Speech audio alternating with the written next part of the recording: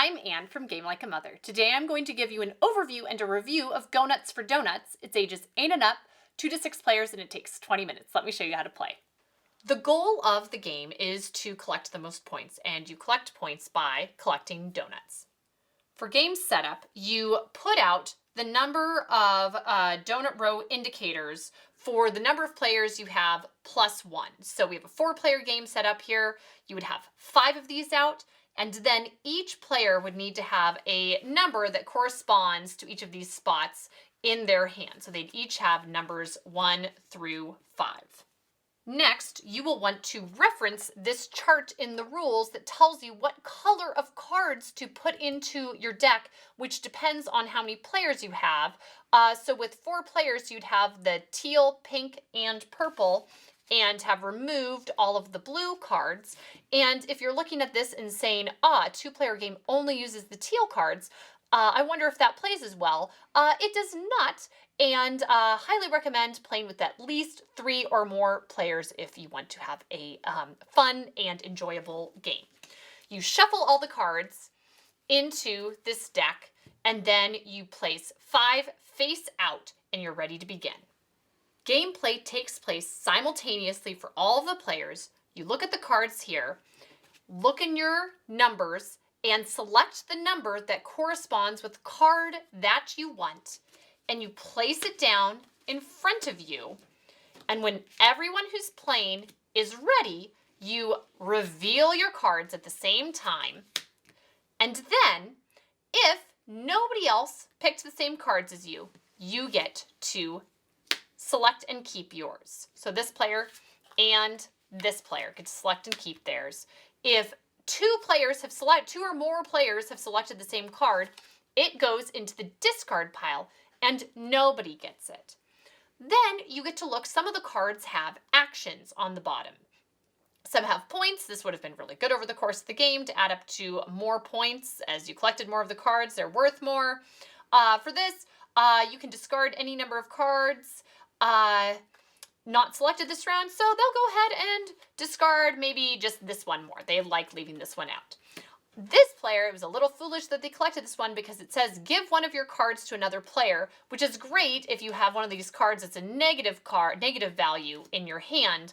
But this is the only card that they have, so they have to pick somebody to give it to. We'll say they give it to this player, so they've just given them 2 points. And then everybody takes their numbers back into their hand, and according to, you fill them back in the row, the empty spots, by order of the numbers along here. You continue to play until this stack is completely gone and you are not able to refill all of the empty spots on here, and at that point you score. There is a handy donut guide in the rule book that you can reference if you have questions about the specifics of any of the donuts in the game. They all have something written at the bottom with like a quick synopsis of what each of them do, but if you have any questions or think you need some further explanation, it's all available in here. A key thing is many of them have actions on the cards, and those you only get to perform once you have initially selected the card. So when this person got this card, they had to perform the action on it. And now that it's over at this player's hand, they don't get to perform the action, but it's worth the point value. So that's for any of the cards selected from this row. You perform the action first, then it's worth the value. If you select the card from the draw pile or the discard pile, or if somebody gives it to you, then it's only worth the point value and you do not perform the actions. So that's how to play Go Nuts for Donuts. The target demographic for this game is definitely a family game. That is how we've played it. We've played it with just adults when we were first learning, and it was fun, but oh my gosh, Gamewright does family games, and this is a fabulous one. One of the reasons why is the rule complexity is so easy. It's so easy. It took us less than 5 minutes to pick it up the first time we played, and when we played with our 2 boys the first time, we gave them little to no information. We just said, here are your number cards, put them out in front of the cards that you want. If 2 people pick the same card, you don't get it. and that was it. And they were ready to go, and you can just read what's on the cards and figure it out from there. So, love it. There's nothing like easy rules when you're trying to get a group of people up and running on a game. How competitive is this game? It's medium competitive. I was concerned when we first started playing this game about the angst factor with playing with kids where if somebody goes for the same card as you, you don't get it. I was worried that people were going to be very upset about that. And it has turned out to not be nearly as bad as I thought. I think because the other person is disappointed as well, and they are not rewarded generally for blocking you because they don't get anything either. So although people were annoyed or upset sometimes when they didn't get a card, it didn't seem to be as big of a factor as I thought it would be. And my boys wanted to keep on playing the game, and they would not have wanted to if it had been a really like mean game where they thought people were out to get you. They really liked this game, and that wasn't nearly the factor that I thought it would be. Replayability is very high.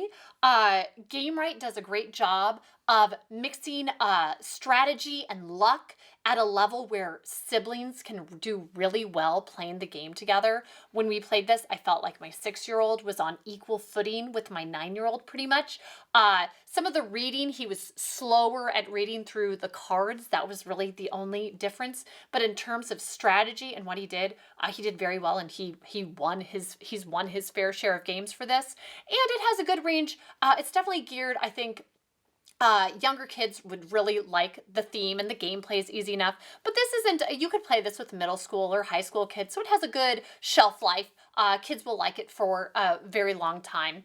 And then similar games to look at, if you like this one, are Sushi Go, another Gamewright game, which is a drafting game, so it's just a different way of selecting the cards you get to keep.